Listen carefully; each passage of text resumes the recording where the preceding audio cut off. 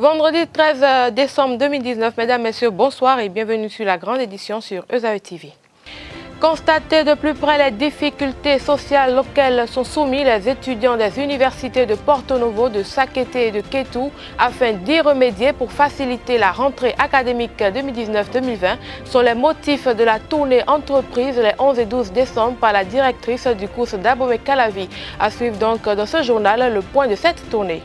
Entre autres sujets abordés au cours du traditionnel point de presse qui a suivi le Conseil des ministres du mercredi 11 décembre 2019, le ministre de la Communication et des Postes et porte-parole du gouvernement Alain Orunla est revenu sur le sujet lié à l'accusation du gouvernement d'être impliqué dans la fermeture de la salle qui devait accueillir une activité des forces de l'opposition. Rester dans l'objectif de faire briller le sport et plus précisément le football béninois à l'ère de la rupture se confirme quotidiennement et dans ce cadre justement le ministre des Sports béninois Oswald Omeki a reçu ce jour à son cabinet l'ex-international sénégalais et double ballon d'or africain 2001 et 2002 El Hadj Diouf. Papa. Oui, ma fille. Tu sais, je t'ai dit qu'après mon bac, je veux devenir journaliste reporter d'images, non? Papa, tu penses m'inscrire où? ESAE. ESAE, papa. Waouh! Maman, maintenant que j'ai eu le bac, je veux faire les finances et trésors. Tu comptes m'inscrire où? ESAE, mon fils. ESAE? Oui, maman. Papa. Oui. Tu sais qu'après mon bac, je veux être diplomate, non? Et tu comptes m'inscrire dans quelle université? Mais ESAE, naturellement. ESAE? Merci, papa. À ESAE, vous êtes bien formé dans les filières comme administration du travail et de la sécurité sociale, administration générale et territoriale, administration des impôts, gestion des marchés publics, planification et développement local, droit et sciences économiques et de gestion. ESAE, c'est aussi sa télé numérique ESAE TV et son journal L'Informateur. ESAE, c'est à Bedjromede, 3e rue après le carrefour 16 ampoules allant à Jericho. Numéro de téléphone 98 98 14 00 96 80 55 11 90 93 65 21. ESAE, l'excellence a un nom.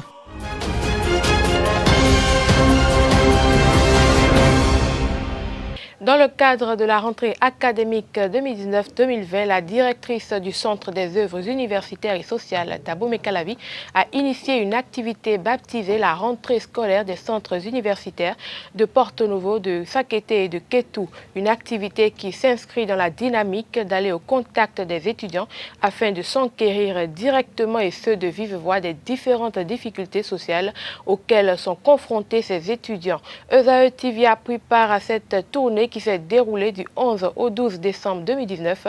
Voici le compte rendu de l'étape de Porto Novo avec Abdelkader Achiro. Je suis venu vers vous aujourd'hui. Souvent, vos responsables m'écrivent pour dire on veut vous rencontrer, mais j'ai préféré venir à votre rencontre pour que nous puissions échanger et voir dans quelle mesure nous pouvons apporter des solutions aux différents problèmes. C'est une première dans l'histoire du Centre des œuvres universitaires et sociales. Une rentrée sociale dans les centres universitaires, initiée par la directrice du COUS, sous le leadership éclairé de la ministre de l'Enseignement supérieur et de la Recherche scientifique, afin de s'enquérir de la plénitude des doléances des étudiants sur tous les campus du Bénin pour des œuvres universitaires plus efficientes et performantes tout au long de l'année académique 2019-2020. Le centre universitaire de Porto Novo, regroupant les étudiants de l'École normale supérieure, ENS, et ceux de l'Institut national de la jeunesse, de l'éducation physique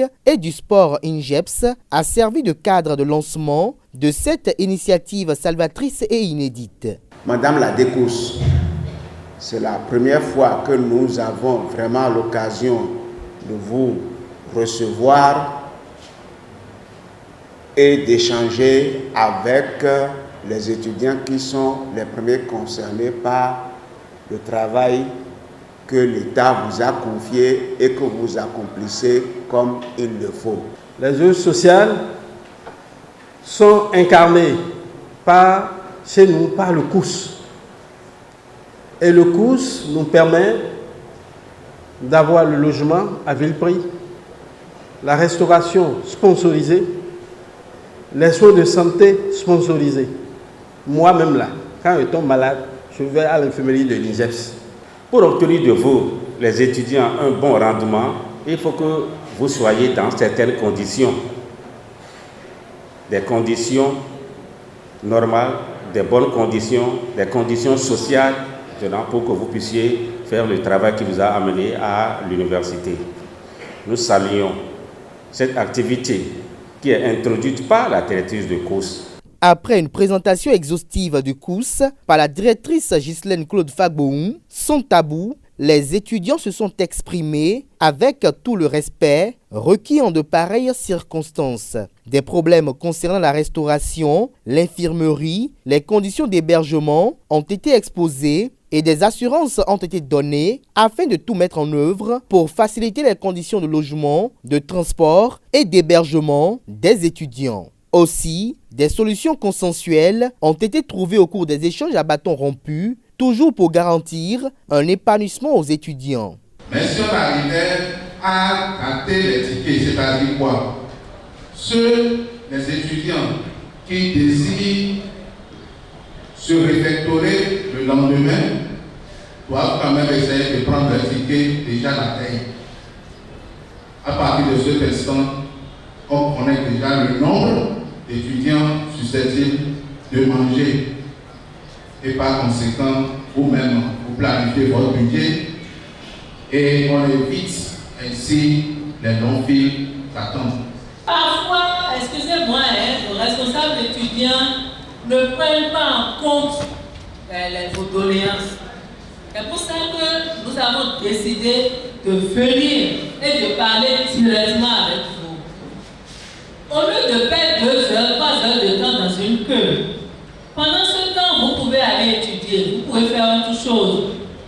Vous prenez votre ticket à l'avance, vous savez si oui ou non vous faites la queue ou pas.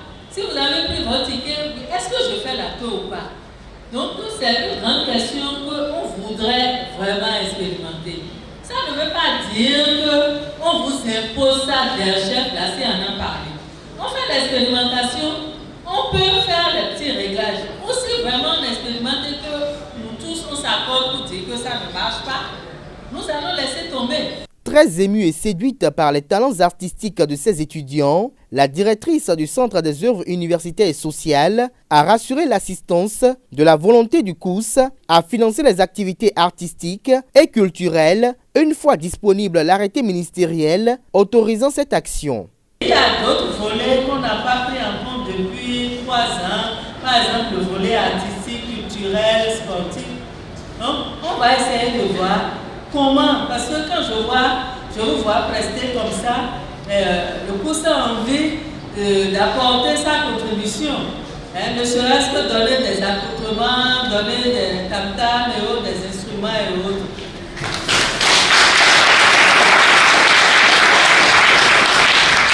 La rencontre s'est déroulée dans une ambiance empreinte de convivialité et de courtoisie. La délégation du COUS est attendue à Sakété dans la même journée et les jours à suivre à Kétou, à Lokossa et à Abomey pour le même exercice. Après Porto Novo, dans la même journée, la forte délégation du Centre des œuvres universitaires s'est rendue dans la commune de Sakété, plus précisément au centre universitaire de Sakété de l'Université nationale d'agriculture.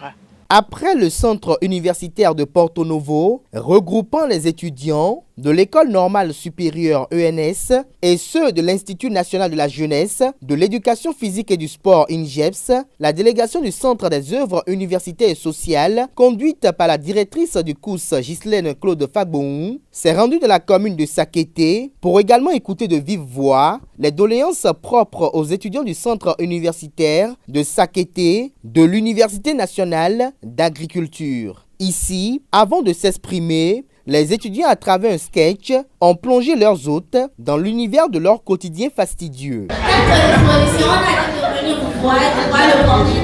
bon? Attends, ici là, il n'y a pas d'électricité. Mais comment vous apprenez? La terre.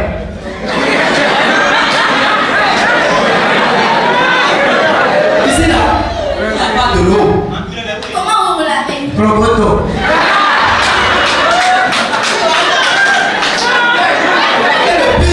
Le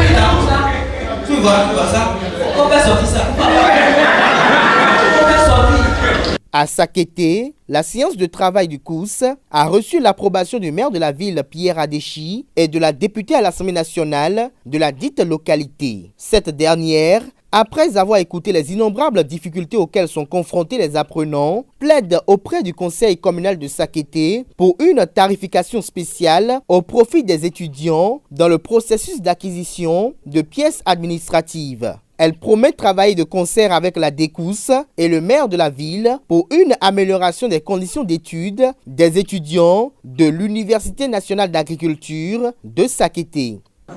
Je vais m'associer. J'ai écouté tout à l'heure quelques doléances en coulisses.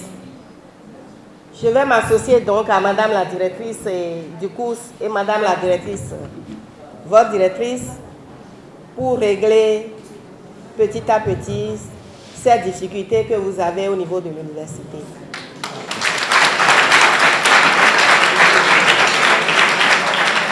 Nous travaillons intimement avec la directrice du centre universitaire pour que les conditions de travail, les conditions d'études soient meilleures pour les étudiants qui sont ici à Sakété avec nous. C'est avec peine que je vous vois à pied. Tantôt les coucoupes en main, la roue, le sac, faire la distance à Ita, Sakété. Je vous vois. C'est difficile. Mais que voulez-vous? La vie des étudiants passe par là aussi. Quant à la directrice du Centre des œuvres universitaires et sociales, le regard compatissant, affectif et maternel n'a pas changé d'un point à un autre. Elle rassure les apprenants de la mise en œuvre dans les tout prochains jours d'une avalanche d'actions sociales, dont une infirmerie, une salle de cinéma, à leur profit, afin de réduire leurs différentes peines pour des conditions d'études plus aisées. Et les soins de santé en général, bon, ce qu'on va mettre en place, c'est qu'on va mettre l'infirmerie en place. Nous avons un partenariat avec le FNIAP, le Fonds des Nations Unies pour la population, et où ils viennent faire des formations sur la santé de reproduction des adolescents et des jeunes.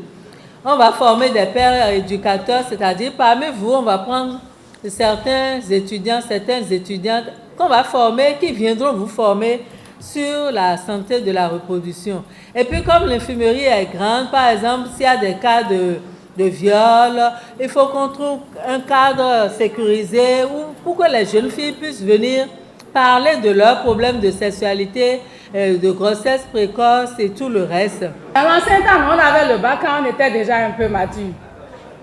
Et aujourd'hui, vous avez des bacheliers de 16 ans, notamment des bachelières de 16 ans. Oui, de 15 ans et demi, qui sont presque encore au lait maternel. Et brusquement, on les lâche dans le milieu universitaire. Elles ont besoin, ou ils ont besoin de savoir se prendre dans ce nouveau milieu, bien qu'ils ne soient pas encore totalement adultes. La délégation a pris le soin de noter soigneusement toutes les préoccupations des étudiants de Sakété avant de prendre la route pour Kétou, où elle était attendue le lendemain matin par les étudiants du centre universitaire d'agriculture de Kétou pour le même exercice. Les jeunes universitaires, à partir de la semaine prochaine, Sakété Kétou est ensemble pour participer. Donc nous vous attendons à Bobé-Galadi. La dernière étape de cette tournée a été le centre universitaire de Kétou de l'Université nationale d'agriculture. Abdelkader Achiro pour le point qu'il nous propose. Je suis déjà venu à Kétou plusieurs fois, mais je n'ai jamais eu un échange direct comme ça avec vous. Donc j'ai changé d'approche pour que très vite, on puisse commencer à trouver des solutions par rapport à vos conditions de vie. Démarrée le mercredi 11 décembre 2019, la rentrée sociale dans les centres universitaires de Porto Novo, Sakété et Kétou a connu son épilogue à travers l'étape de Kétou le jeudi 12 décembre 2019. À Kétou, l'exercice a été le même que ceux de Sakété et de Porto Novo. Après une présentation sommaire et expéditive du Centre des œuvres universitaires et sociales, la directrice Ghislaine Claude Fagbon est restée tout ouïe aux différentes doléances des étudiants. Ces derniers ont exposé sans embâche leurs souhaits pour une amélioration des conditions d'études. Les doléances que les camarades viennent de souligner concernant la santé, l'hébergement, la restauration, comme ce qui vient de votre administration, nous vous prions de bien vouloir nous aider à doter notre université au même titre que les autres. La première préoccupation que nous avons posée, c'est celui du terrain de football, du basketball, du handball, en général des terrains de sport. Donc on travaille sur le soleil, mais on ne trouve pas de l'eau sur le site. Et vous n'êtes pas sans savoir que le travail physique fait appel à de l'eau. Donc c'est ce problème-là que j'aimerais soulever.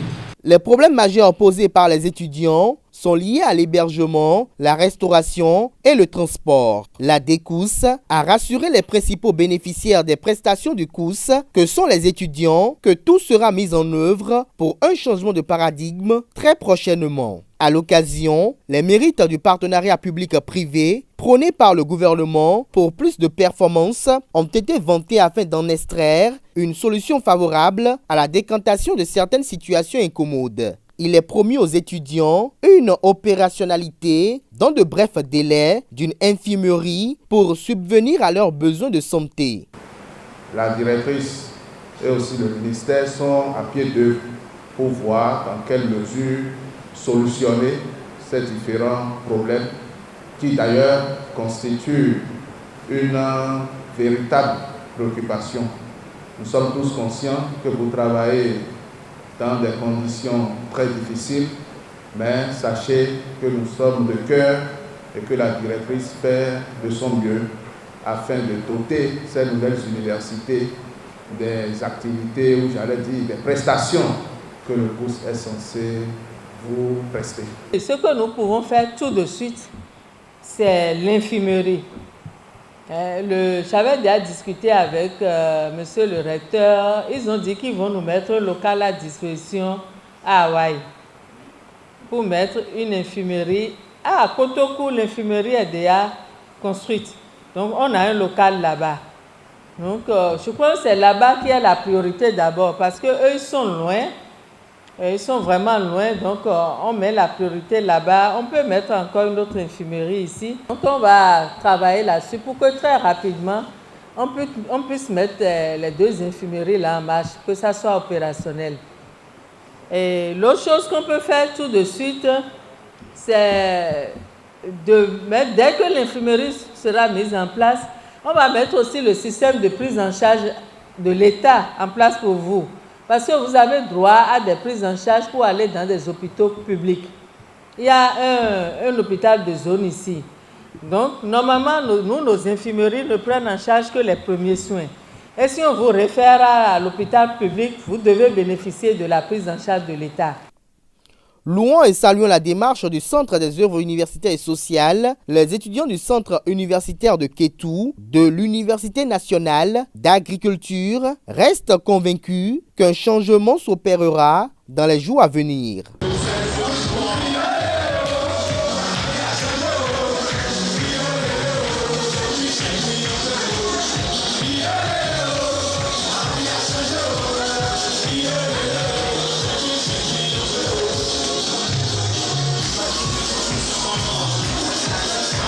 La séance hebdomadaire du Conseil des ministres de cette semaine s'est tenue le mercredi 11 décembre 2019 sous la présidence effective du président Patrice Talon, chef de l'État et chef du gouvernement. Lors du traditionnel point de presse faisant office de compte rendu du Conseil des ministres, le ministre de la Communication et des Postes et porte-parole du gouvernement s'est prononcé sur la prétendue implication du pouvoir en place pour faire refuser la location d'une salle devant servir de cadre de conférence de presse aux acteurs de l'opposition. Par ailleurs, il s'est prononcé sur les mesures dans le cadre des prestations de salubrité des communes du Grand Nokoué. Pour plus de détails, je vous invite à suivre le ministre Alain Orunla. Je voudrais d'abord préciser que le gouvernement n'a pas de main invisible. Et ce n'est pas d'aujourd'hui que l'opposition accuse le gouvernement de tous les maux. Le gouvernement est beaucoup trop préoccupé à régler le problème des Béninois pour s'occuper de la gestion des salles de spectacle ou de réunion. Donc je pense qu'il serait plutôt bien séant de renvoyer cette opposition à revoir sa copie et à s'organiser autrement pour ces réunions.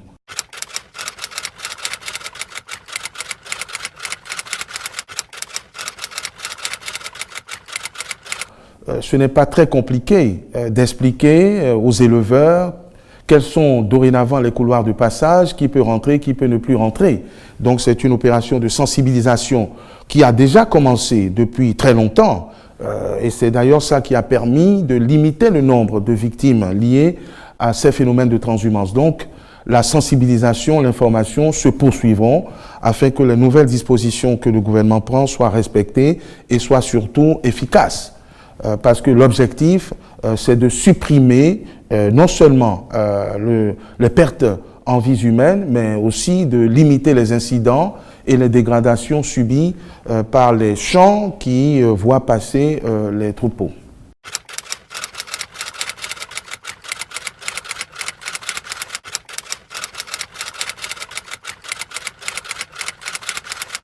Je voudrais vous rassurer que c'est l'un des objectifs principaux de l'action gouvernementale, rendre le cadre de vie un peu plus agréable, d'où un ministère dédié, un ministère du cadre de vie.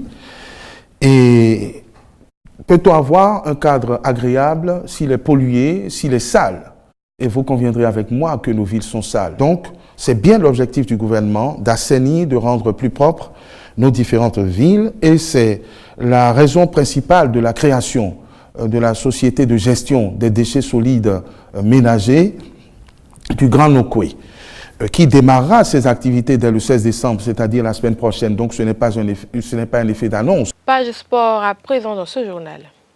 Quelques mois après le brillant parcours des écureuils à la CAN Égypte 2019, le maintien du football béninois sous les feux de la rampe reste et demeure la préoccupation majeure du gouvernement du président Patrice Talon. Dans ce cadre, le ministre Oswald Omeki s'est entretenu avec l'enfant terrible du football sénégalais, El Hadj Diouf, ce matin à son cabinet, suivant les deux hommes à la sortie de leur tête-à-tête.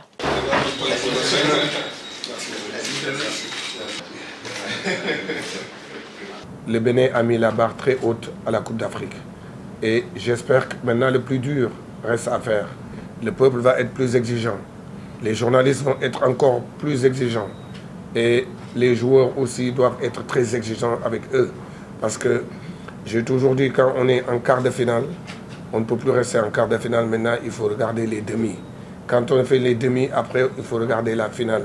Et quand on fait une finale une fois, deux fois on la perd, on n'a plus le droit de la perdre parce qu'on doit apprendre très vite. Et dans la vie, le plus important, c'est d'apprendre très vite. C'est pour ça que je suis là pour partager avec le ministre des Sports et avec toute son équipe de mon expérience que j'ai acquis à l'étranger. Nous faisons cette mobilisation de légendes autour de notre programme. J'ai dit que mon souhait était que le Bénin devienne un des pays majeurs en termes de sport. Ça passe par l'implication politique personnelle des gouvernants, et le chef de l'État, vous le savez, en a donné la preuve. Ça passe par la bonne organisation du sport de façon globale. Aujourd'hui, nous essayons de la mettre en place très humblement avec le concours des différentes fédérations. Ça passe par la motivation des sportifs, des athlètes. Aujourd'hui, cela se met en place. Et ça passe aussi par la visibilité de notre action. Vous savez très bien quelle est la différence entre le Bénin d'avant la CAN et le Bénin d'après la CAN. J'ai eu le bonheur de participer aux côtés du président de la République à une rencontre avec nos compatriotes de la diaspora en France.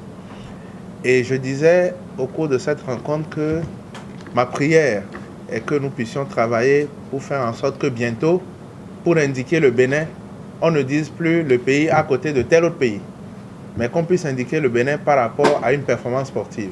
Et ce jour-là, pour m'amuser, je disais, en attendant, vous pouvez dire que vous venez du pays des vice-champions du monde de pétanque.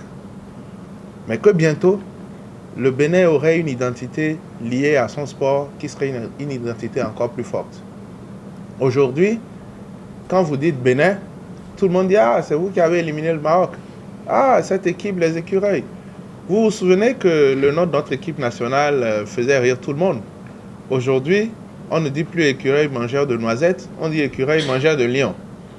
C'est pour dire que la recherche de visibilité autour de notre action, qui est importante, c'est une recherche qui nous amène à utiliser nos relations personnelles, à utiliser les relations que notre position peut nous permettre d'avoir, le carnet d'adresse du pays, pour pouvoir mobiliser le maximum d'acteurs autour de ce que nous faisons.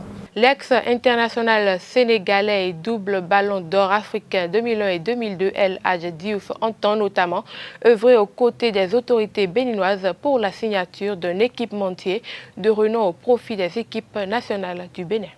Vous savez, je peux débloquer tout de suite 10 millions ou 5 millions ou 2 millions de données. Mais est-ce que ça peut aider tout de suite? Et je crois que le plus important dans la vie, les jeunes, c'est ce qu'on mettra dans leur tête. C'est ça qui est important. Ce n'est pas leur donner des dossards, des trucs. Aujourd'hui, je suis là. On a évoqué cette question hier. Comment le Bénin peut avoir Puma comme sponsor et que Puma s'occupe d'eux comme il s'occupe de l'Italie, comme il s'occupe du Sénégal, comme il s'occupe des grandes... parce que c'est des catégories d'occupation. Comment ils occupent les clubs. Comment, avec le ministre, on va trouver Adidas, Nike. On est là maintenant. On n'est plus dans, excusez-moi, j'appelle ça moi l'informel. Parce que amener des chasubles, c'est ce qu'on faisait avant. Amener des ballons, c'est ce qu'on faisait avant. Mais si on a aujourd'hui une marque, une grande marque qui accompagne le Bénin dans toutes les compétitions, c'est ça qui est important. Comment on va le faire? Parce que j'ai travaillé et je suis toujours sous contrat avec Puma.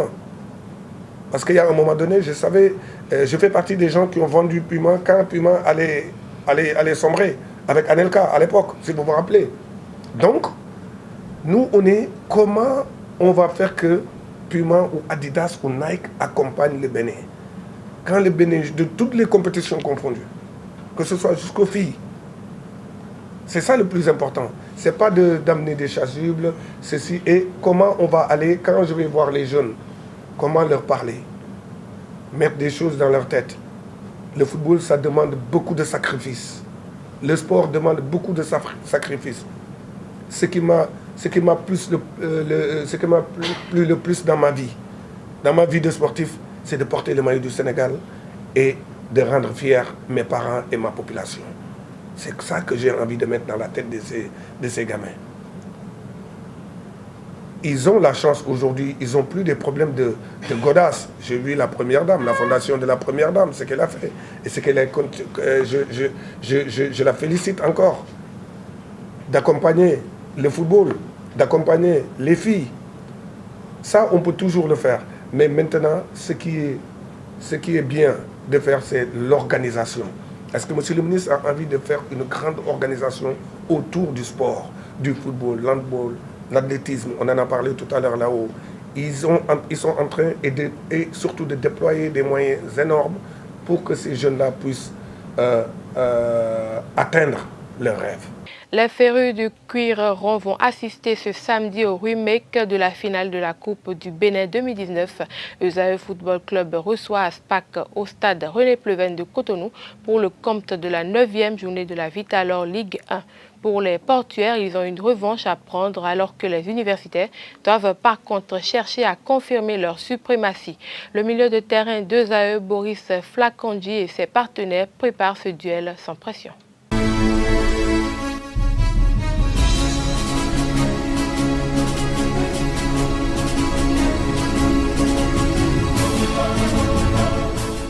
Je pense que de notre côté, nous n'avons aucune pression. Et nous connaissons l'adversaire, nous savons les objectifs que nous nous sommes fixés pour cette nouvelle saison. Et il s'agira de rester concentré et de faire le match qu'il faut pour remporter les 3 points. N'oubliez pas que nous serons à domicile et à domicile, il n'y a pas de points à laisser. il faut tout faire pour gagner l'adversaire. Et c'est ça.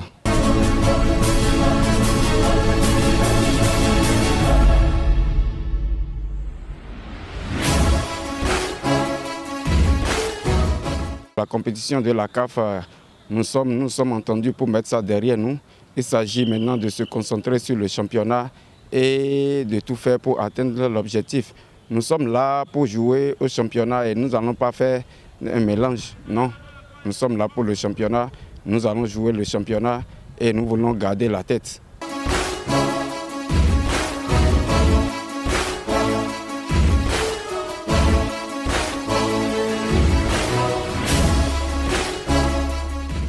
Personnellement, je tiens à remercier l'Éternel parce que c'est une grâce de faire partie de ce groupe et d'être à ce niveau que nous sommes. Et si demain, le coach me donne la grâce de faire le match, je pense que je donnerai le maximum pour non seulement aider l'équipe, mais pour que l'objectif soit atteint.